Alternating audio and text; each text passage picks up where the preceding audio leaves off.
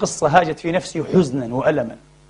الصديق رضي الله عنه وأرضاه. وما أدراكم ما الصديق؟ من الصديق؟ ما أدراكم من الصديق؟ هذه القصة إخواني وأخواتي تؤكد صدق مسلكه وعظم ورعه وثبات محبته لرسول الله بعد أن تولى رسول الله حميدا سعيدا، على عكس ما يشغب بعض الناس. عاملين لي قصة مجلد كبير، فدك وفدك، وأبو بكر ظلم فاطمة عليه السلام الزهراء البتول سلام الله عليها إلى يوم الدين، ظلمها أرضها ولم يعطها أرضها، وكان النبي أعطاها إياها. تبا لكم تبا لكم. أبو بكر رضوان الله عليه عامل ابنته بنفس المنطق. ماذا قال لعائشة؟ لو كنت جددتي وخزنتي لكان لك، لأنه من فقهه الثابت يعلم أن الهبة لا تتحقق بها المملوكية إلا بماذا؟ إلا بالقبض. هذه قاعدة يا أخي، قاعدة علمية فقهية أبو بكر كان مستوثقا منها.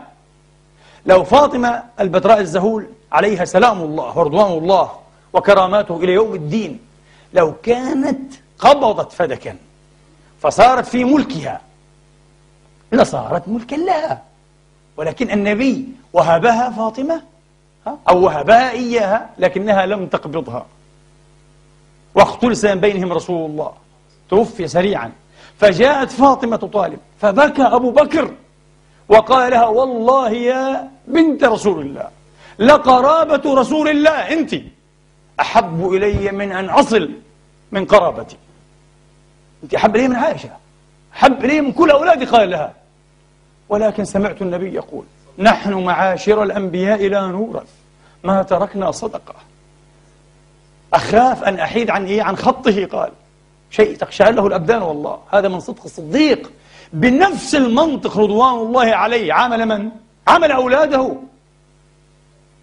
قال لك لا، تغير على من؟ تغير على من الصديق يا أخي؟ أين العقول؟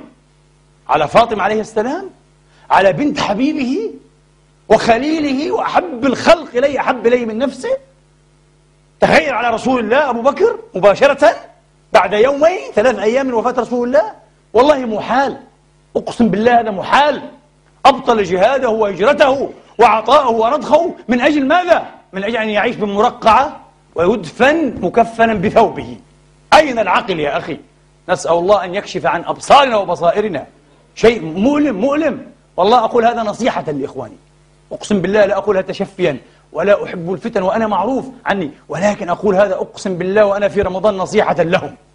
اتقوا الله وفكروا بعقل الإيمان، لا تفكروا بعقل البهتان والظلم والشنآن.